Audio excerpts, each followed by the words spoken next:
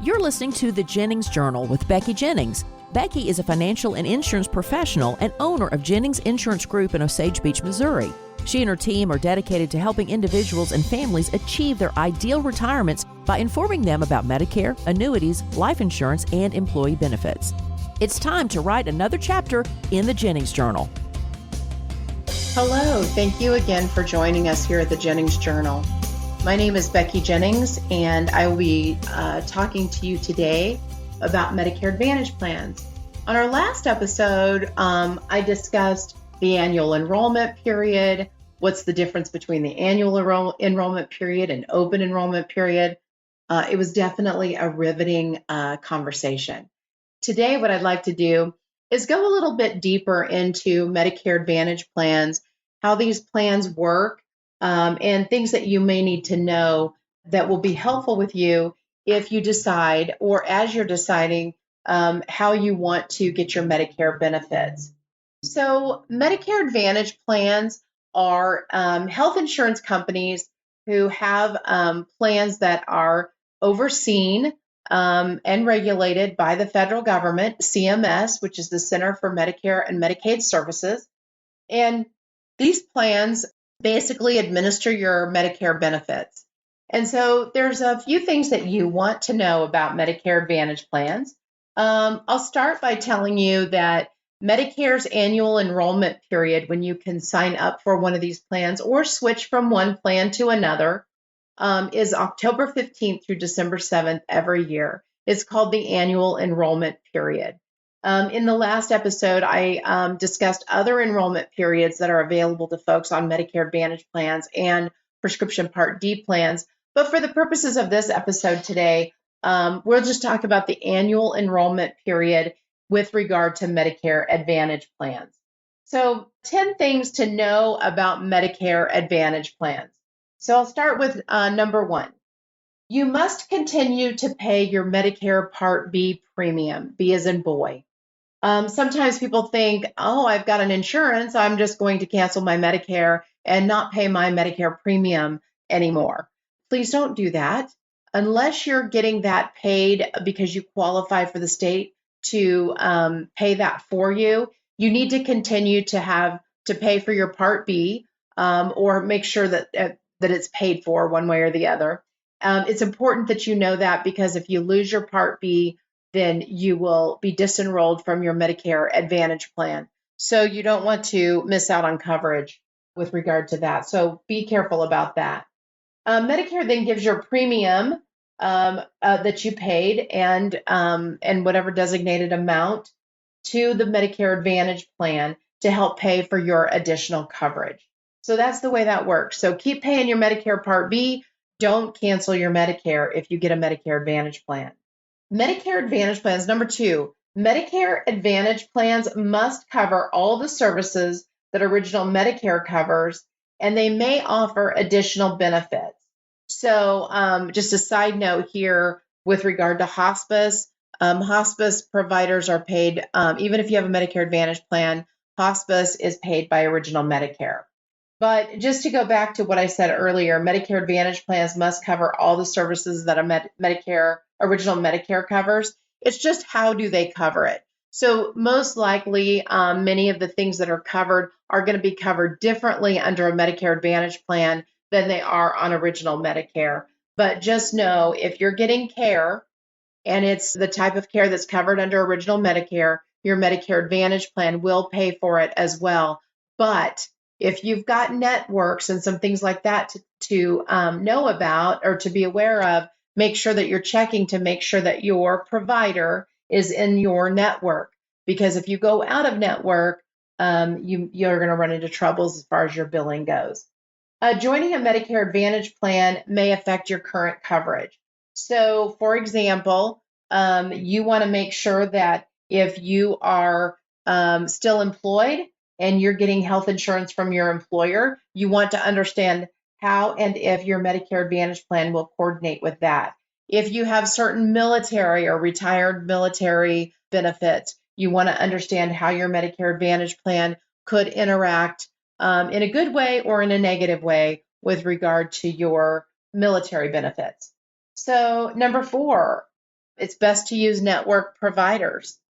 Let me go back to this because this is probably one thing that trips people up. If you've been on original Medicare, you know that any provider, you can go to any provider that takes Medicare anywhere, and you're fine. You don't have to think about networks. But when you're on a Medicare Advantage plan, you need to be aware of your network and make sure that you're understanding if your provider is a network, and if they are not in your network, what does that mean to you as far as your bottom line? How much is it going to cost you? You may qualify, this is number 5, you may qualify for financial assistance. So what does that mean?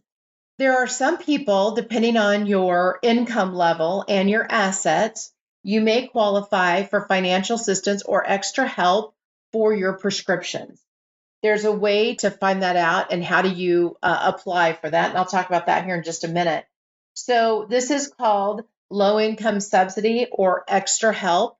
This actually is something that you can apply directly with Social Security. And you can go to ssa.gov. Make sure you're going to a .gov. SSA, short for Social Security Administration.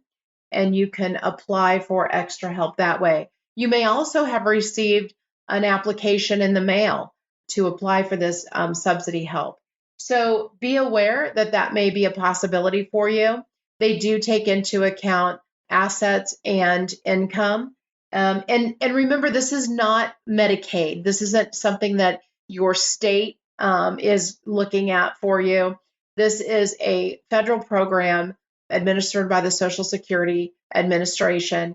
And so if you qualify for that, you may pay lower costs on your prescriptions. You may not have to worry about the coverage gap or the donut hole. So there are some benefits to it.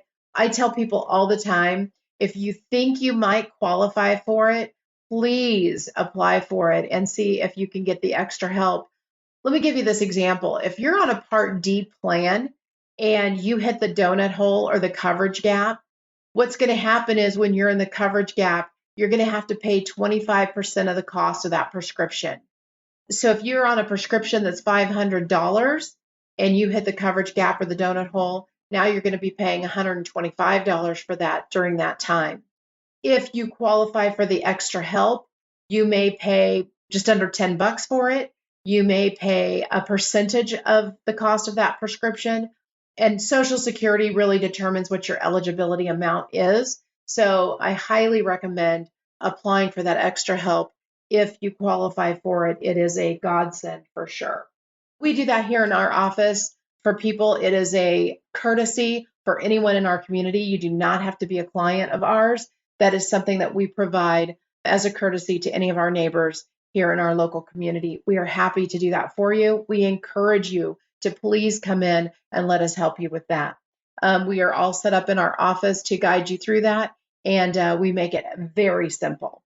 Number 6, if you enroll into a prescription drug plan late, you may pay a penalty. So Medicare Advantage plans often have Part D prescriptions embedded into the plan.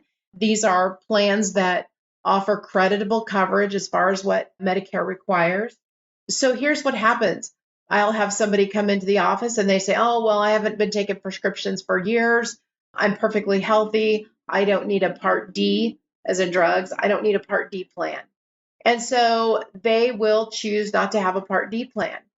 But here's the problem with that.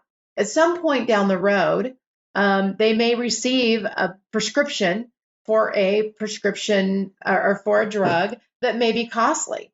And so you want to be aware of the fact that if you did not sign up for a prescription drug plan when you were eligible for it, and you sign up sometime later, there may be times that you cannot get on a plan. So that may be an issue. But then once you do sign up for a Part D plan or a Medicare Advantage plan with Part D included, what's going to happen is Medicare is going to look back at all the months that you did not have a Part D plan and should have, and now you're potentially going to have a penalty. So what does that penalty look like? Well, if you've gone for more than 63 days without drug coverage, it's 1% of the average cost of a drug plan per month.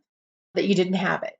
That penalty is not a one-time penalty. It is a penalty that stays with you month after month. So once you do sign up for a Part D plan, then Medicare is going to bill you through the insurance company. The insurance company that you sign up with bills you, and that's where you pay the penalty.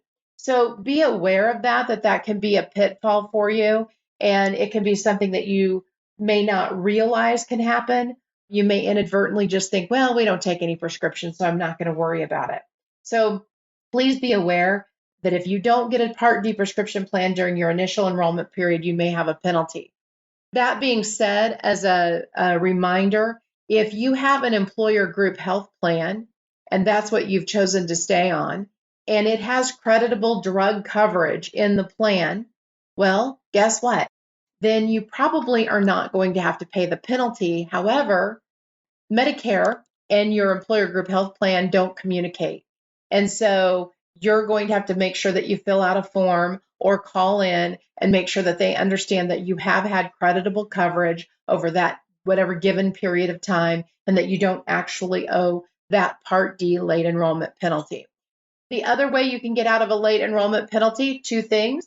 If you qualified and have been on some sort of veteran coverage that qualifies you, so if you get your care at the VA and never signed up for a Part D plan, then sign up for a Part D plan. As long as you had that VA coverage, they will say that you don't have to pay that penalty. Typically, I want to say here, I do not speak for the VA or Social Security or Medicare.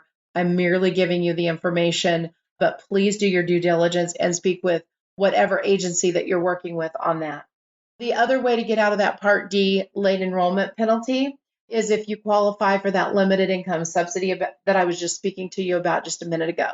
So if someone has never signed up for a Part D plan, signs up for one, but qualifies for the extra help through Social Security, that is another way that you may be able to get out of that Part D late enrollment penalty.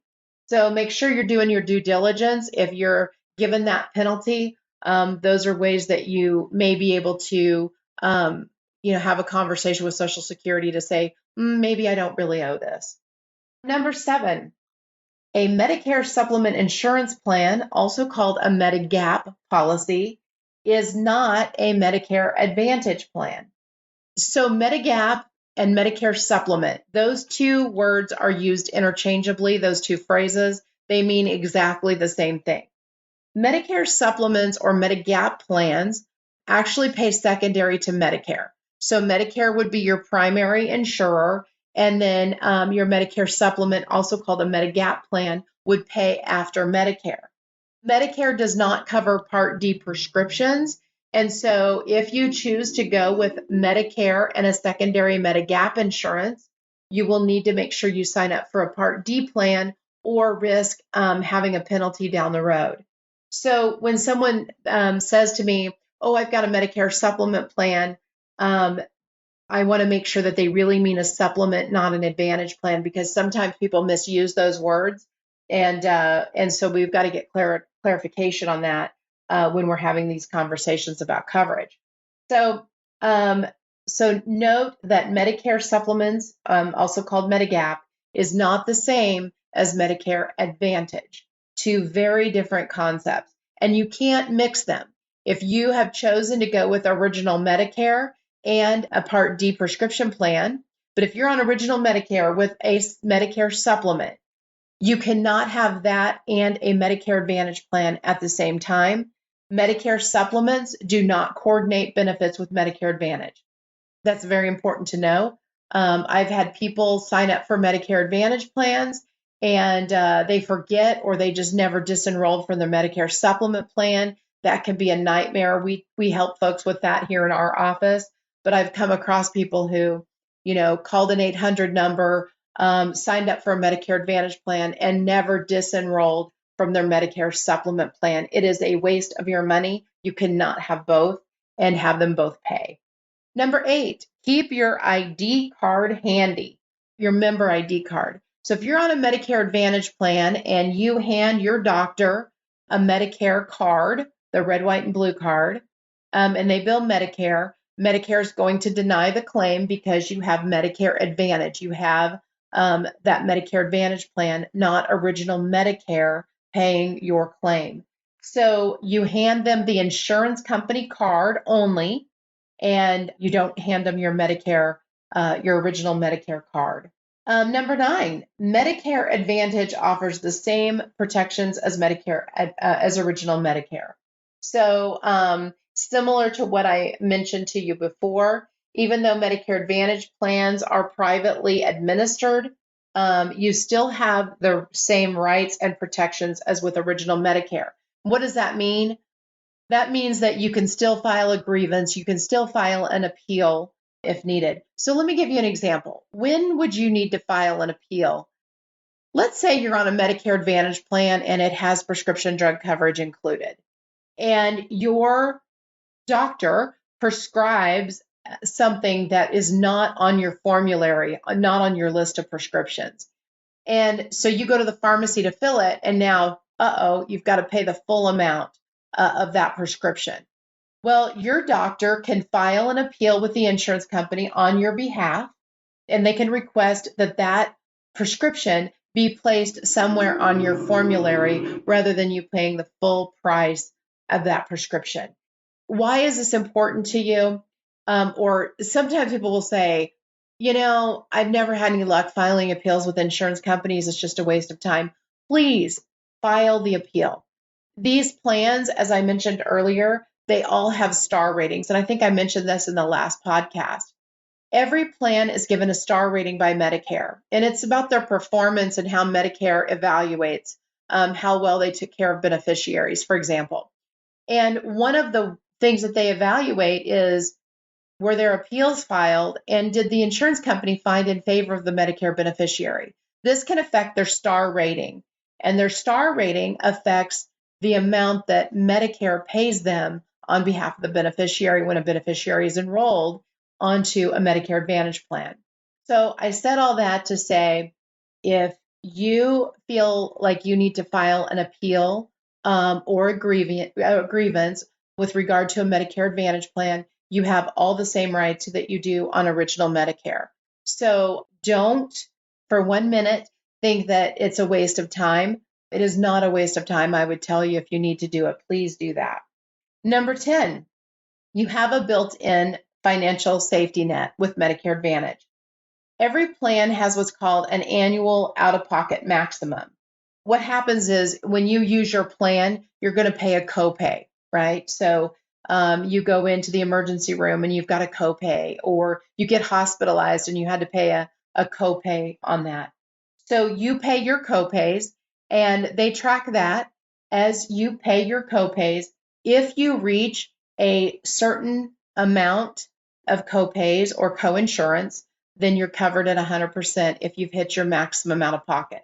Again, that can vary depending on if you've gone in or out of network. So be aware of how your plan works. So if you are on a Medicare Advantage plan and you are paying your copays and you're doing everything in network, you need to be aware of what your maximum out of pocket is.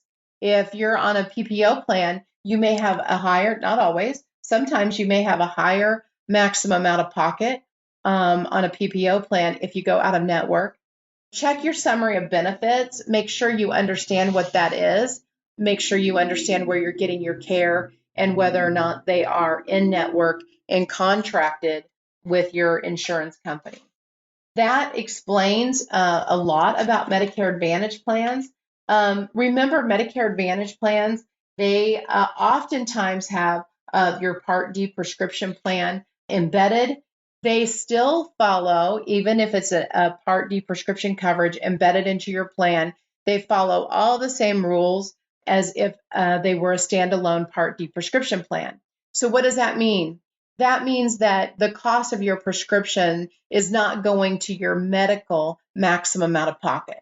So if you're on a Medicare Advantage plan and your maximum out of pocket is X amount of dollars, and you go to the pharmacy and get your prescriptions filled, the money that you're spending on your copays at the pharmacy do not apply to your medical maximum out of pocket.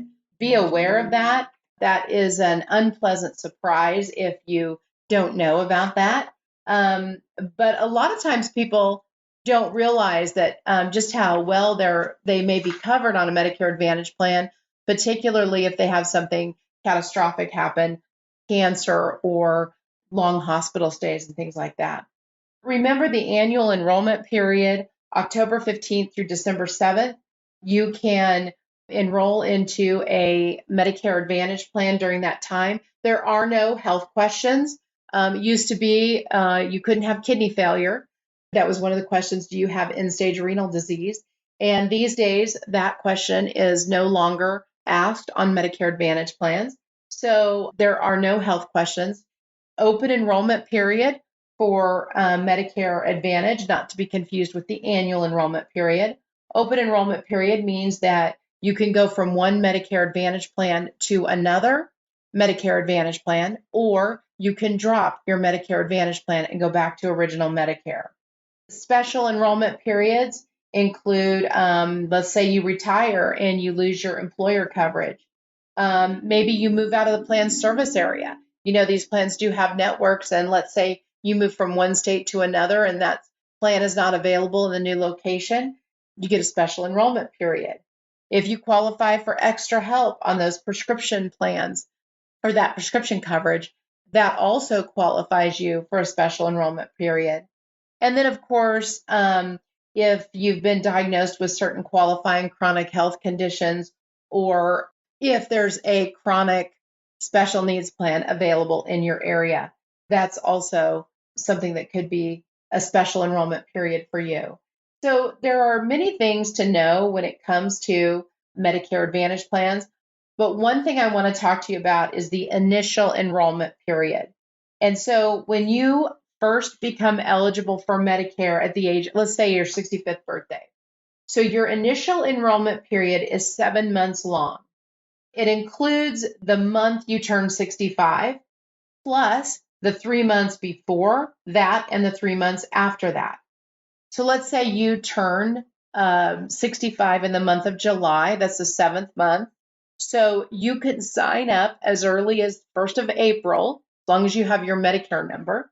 You can sign up that early, but it will not start until your birthday month.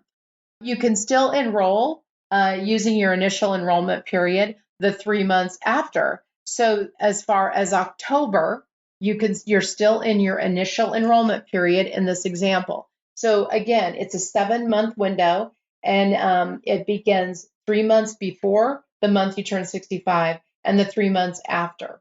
Now, if your birthday is on the 1st of a given month, then your Medicare starts the month before. During that 7-month window, that's when you can sign up for a Medicare Advantage plan or a Part D prescription drug plan. Medicare Advantage plans are also called Part C, C as in cat, plans as well. So we use Medicare Advantage and Part C interchangeably. So make sure that you understand that 7-month window if you're becoming eligible for Medicare. Again, if you are delaying your Medicare Part B because you're going, B as in boy, because you're going to stay on your employer group health plan, that's perfectly acceptable. If there are more than 20 employees, you can delay your Part B. If there are 20 or fewer employees, you need to sign up for your Part B because your Medicare will be primary and your work insurance will be secondary. So those are some things that you want to be aware of. I've given you a lot of information in this podcast and in the prior podcast, so I hope it's been helpful to you. Please make sure you reach out to us. You can check out our other podcasts on the Jennings Journal. We have several locations that you can find us, but our landing page is thejenningsjournal.com. And I hope you join us next time for another riveting conversation on insurance. But I hope you have a great day. This has been another chapter of the Jennings Journal with Becky Jennings. But the story doesn't end today. For more great content, visit thejenningsjournal.com. That's thejenningsjournal.com. You can also find the podcast on Apple Podcast, Spotify, Stitcher, and Google Podcast. And if you have any questions about the content on today's episode, send Becky an email at info@jenningsinsurancegroup.com. We are an independent financial services firm helping individuals create retirement strategies using a variety of insurance products to custom suit their needs and objectives. We are not affiliated with the Social Security Administration or any other governmental agency. We do not offer tax, legal, or investment advice. Always consult with qualified advisors for your own tax, legal, or investment needs. Any references to protection benefits or steady and reliable income streams from this podcast refer only to fixed insurance products. They do not refer in any way to securities or investment advisory products. Annuity guarantees are backed by the financial strength and claims-paying ability of the issuing insurance company. Annuities are insurance products that may be subject to fees, surrender charges, and holding periods which vary by insurance company. Annuities are not FDIC insured. The information and opinions contained in any of the material requested from this podcast are provided by third parties and have been obtained from sources believed to be reliable, but accuracy and completeness cannot be guaranteed. They are given for informational purposes only and not a solicitation to buy or sell any of the products mentioned. The information is not intended to be used as the sole basis for financial decisions, nor should it be construed as advice designed to meet the particular needs of an individual situation.